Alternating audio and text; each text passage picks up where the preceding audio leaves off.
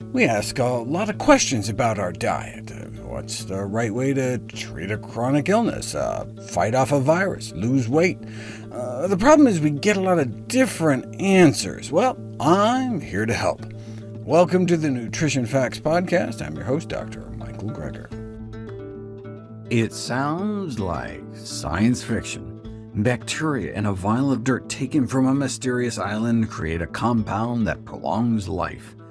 And not just in the traditional medical sense. Thanks to advances in modern medicine, we're living longer lives, but we're doing so by lengthening the morbidity phase. In other words, we're living longer but sicker lives. Traditional medical approaches tend to just increase the number of old people in bad health. Ideally, though, we'd extend lifespan by slowing aging. That way we could delay the onset of deterioration, rather than just extend the period of deterioration. That's exactly what this new compound appeared to do. Researchers called it Rapamycin, named after the bacteria's home, the mystical Easter island, famed for its rock-carved figures, which is known locally as Rapa Nui. Rapamycin inhibits an enzyme that's come to be known as mTOR, or mechanistic target of rapamycin, a key modulator of aging characterized as a master determinant of lifespan and aging. What does the enzyme mTOR actually do? It's the major regulator of growth in animals. Activation of mTOR drives increases in both cell size and cell number. What's wrong with that? The action of mTOR has been described as the engine of a speeding car without brakes. In this analogy, aging is a hurtling car that enters the low-speed zone of adulthood and damages itself because it does not and cannot slow down. We are over the hill and picking up speed. Why don't living organisms have brakes? Because they've never needed them. In the wild, animals often don't live long enough to experience aging. Most animals die before they even reach adulthood. The same used to be true for humans. Due to early age mortality, in the 17th century, most Londoners didn't even make it to age 16. So, living beings need to grow as fast as possible to start reproduction before they die from external causes. The best evolutionary strategy may therefore be to run at full speed. However, once we pass the finish line, once we win the race to pass on our genes, we're still careening forward at an unsustainable pace, all thanks to this enzyme mTOR.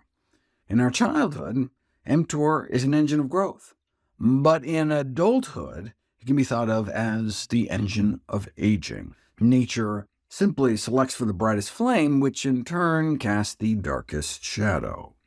This is the so-called trade-off theory of aging, a concept technically known as antagonistic pleiotropy, in which a gene can have a positive effect when young, but a negative effect when old. This explains how genes with deleterious effects late in life can persist in a population. For example, the pro-inflammatory Alzheimer's gene appears to protect against childhood infections, a major killer throughout most of human existence. What's the downside of unconstrained growth fueled by mTOR? The enzyme plows full steam ahead, revving up construction pathways to churn out cellular building blocks for new growth, which can include cancerous tumors, while canceling any renovation or demolition.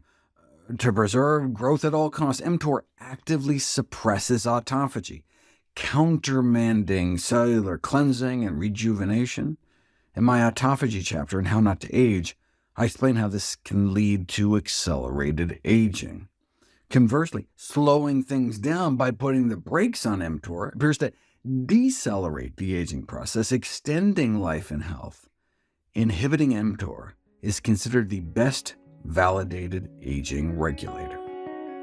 In our next story, we look at how rapamycin appears to be a universal anti-aging drug, extending the lifespan of all animals tested to date. The soil bacteria on Easter Island weren't making rapamycin to slow down aging, but rather to slow down the growth of its natural enemy, soil fungi, just like fungi make penicillin to wipe out competing bacteria. Fungi from yeast on up, like all plants and animals, have mTOR genes. This target of the rapamycin enzyme is the universal growth regulator of advanced life forms.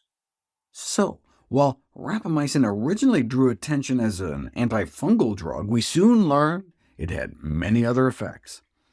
Dozens of published studies have demonstrated that rapamycin, by slowing down mTOR, extends both the average and maximum lifespans of laboratory mice. In fact, rapamycin appears to be a universal anti-aging drug, extending the lifespan of all animals and organisms tested to date, the only known drug to do so. It can even work when started in midlife. The original National Institute on Aging Interventions testing program experiment in 2009 was delayed because the researchers were having difficulty keeping rapamycin stable in the mouse food pelleting process. It can't just be dissolved in their drinking water because it's fat-soluble. By the time they were up and running, the allotted batch of mice were 600 days old, which is equivalent to like 60 years of age in humans. Even though the mice started the drug so late in life, their lifespans were still extended by about 12%, which could equate to more than an added 7 years of human life. Initially, it was debated whether rapamycin was a true anti-aging intervention or merely a potent anti-cancer agent, lengthening lifespans by just preventing cancer formation. mTOR signaling is hyperactive in up to 80% of human cancers, where it plays a pivotal role in sustaining tumor growth. Rapamycin is used clinically to prevent the rejection of organ transplants by suppressing the proliferation of immune cells that attack the new organ, and a peculiar side effect was found. In a set of 15 patients who had biopsy-proven Kaposi sarcoma, a cancer that often affects the skin, all sarcoma skin lesions disappeared in all patients within 3 months after starting rapamycin therapy. The cancer just vanished. As TOR is the master regulator of cellular growth, the cancer remission was not completely unsurprising, but subsequent rapamycin studies showed it can do so much more. In animal models, rapamycin extends healthspan too. Rapamycin can ameliorate age-related declines in cognitive function and physical function, prevent hearing loss, artery dysfunction, and tendon stiffening, regenerate the periodontal bone that holds teeth in place, and even rejuvenate the hearts of aged mice. Remarkably, health and longevity benefits could be achieved with intermittent or transient dosing, like getting 1 dose every 5 days, or for just a few months during middle age. As a dog dad, I was excited to read about the Dog Aging Project, where people brought their middle-aged companion canines to be randomized to low-dose rapamycin or placebo for 10 weeks. Like in the mouse studies, rapamycin appeared to at least partially reverse some of the age-related heart dysfunction without any untoward side effects. Anecdotally, most of the owners of the dogs who covertly got the rapamycin reported their dogs displayed increased activity and energy, compared to only a minority of the owners of the pooches slipped the placebos. It was time to try rapamycin out in humans, which I'll cover next. In Alzheimer's brains on autopsy, markers of mTOR activation have been found to be as much as 100 times higher than age-matched brains of those dying from other causes. That makes sense, since nerve cells rarely divide once they reach maturity, which would otherwise dilute damaged cell debris. Autophagy is particularly important in the brain. Given the striking improvement in cognitive function in old mice from the mTOR blocker rapamycin, and studies showing the prevention and possible restoration in some cases of memory defects in transgenic mouse models of Alzheimer's disease, there have been calls for clinical trials of rapamycin for Alzheimer's patients. After all, mTOR regulates Alzheimer's biggest risk factor, aging itself. The risk of developing this dementia approximately doubles every 5 years after the age of 65, with the risk of death from Alzheimer's skyrocketing approximately 700-fold from age 55 to 85. Unfortunately, no such clinical trial has been attempted. It doesn't even look like the dementia rates of organ transplant patients given rapamycin have ever been tracked. When kidney transplant patients are initially switched to mTOR inhibitors, they do seem to experience a significant improvement in executive function, memory, and mood, but That may be in part because they were switching from drugs like cyclosporin, which can on their own cause adverse neuropsychiatric effects. Rapamycin has been off patent for more than a decade, so drug companies can no longer charge whatever they want. Without such price protection, there isn't a strong profit motive to study the drug, so we shouldn't expect any large clinical trials anytime soon. Another reason for clinical trial hesitancy may be the frequent and sometimes life-threatening side effects, like immunosuppression. In one cancer trial of an mTOR inhibitor, for example, 2 of the 18 patients developed life-threatening infections, and one of them died. To fight cancer or organ rejection, we may be willing to put up with significant risk, but there's a much lower risk tolerance for anti-aging drugs meant to be used en masse for healthy humans. The mouse longevity trials are impressive, but they're typically performed in a strictly controlled pathogen-free environment that may not translate out into real-world conditions. The immunosuppressive effects alone are considered sufficient to caution against self-experimentation.